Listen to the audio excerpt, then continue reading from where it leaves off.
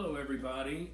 It is Thursday the 23rd, and we are still working with Luke 24, verses 13 through 35, commonly known as the walk to Emmaus, or Jesus meeting the two disciples on the walk to Emmaus.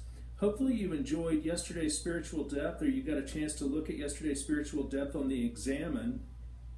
On Tuesday, I read the first part of the reading. I read through verse 27, and that was where Jesus tells them how foolish you are and slow of heart to believe all that the prophets have spoken. And then he proceeds to go through and explain, beginning with Moses and all the prophets, to them what was said in all the scriptures concerning himself.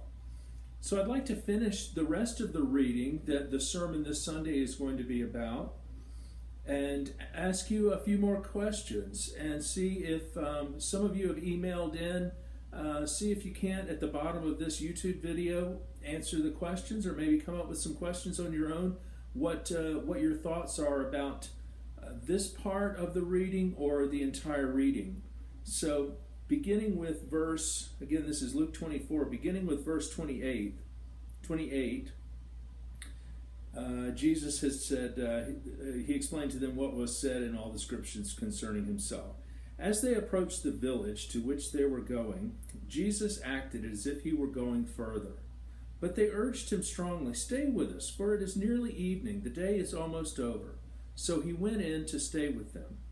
When he was at the table with them, he took bread, gave thanks, broke it, and began to give it to them.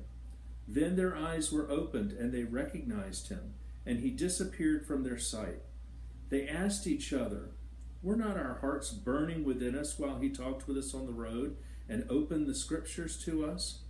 They got up and returned at once to Jerusalem. There they found the 11 and those with them assembled together and saying, "It is true, the Lord has risen and has appeared to Simon."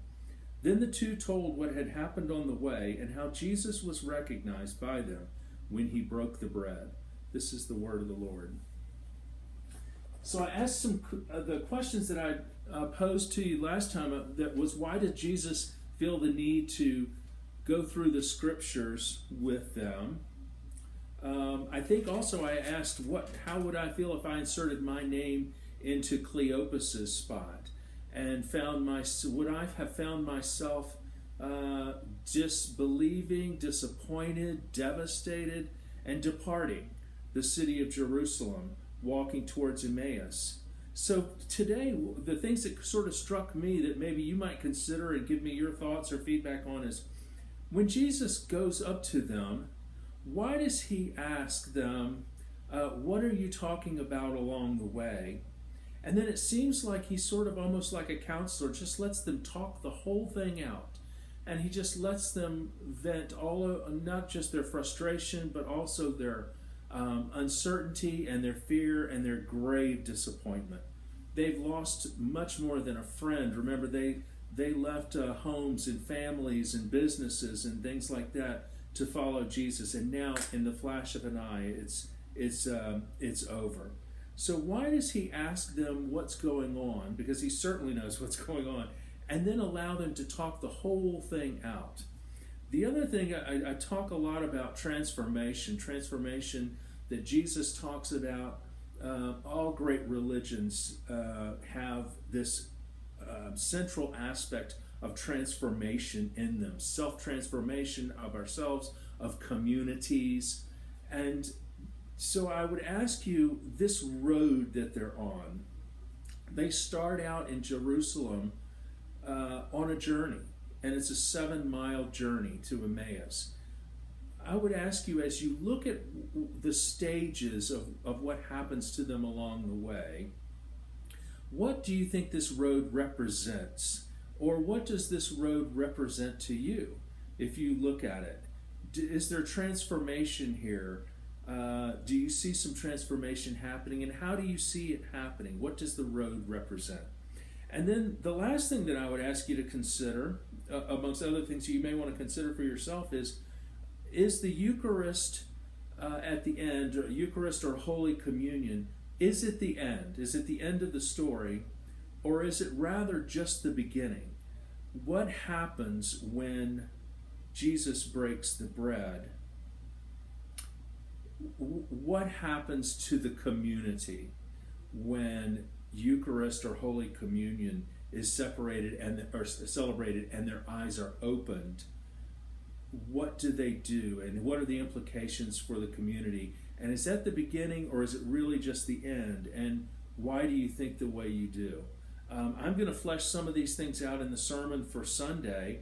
Particularly, I think the transformation piece, but you know that I like to preach about that a lot. But there's like I said on Tuesday, there's so many different angles and ways that we can come at this entire story, and there's so many meanings. So, what are some of your meanings? Email me or email the office, or post your comments on YouTube. I would love to hear what you think. Also, Courtney will have a link in the email with this YouTube link for our $10 drawing to Appaloose's, for which we'll probably announce next week. It's super easy to do. There's 3 questions. Just click on the link. I think you have to enter in your email address. Don't worry, we won't sell it to Target or anything like that. It'll be kept private just within the church. We won't give it to anybody.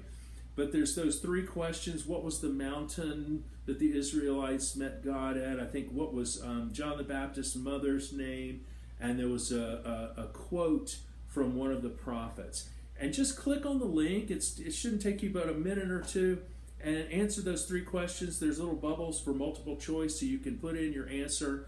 And if you're having trouble with any of them, I've asked Courtney to insert a link where there's a hint that links you right to a Bible verse that will either give you the answer or give you most of the answer. So hopefully you'll play along, and we'll give somebody a gift certificate to one of our local businesses, which is so important. So God bless you, and I will see you Sunday. Bye.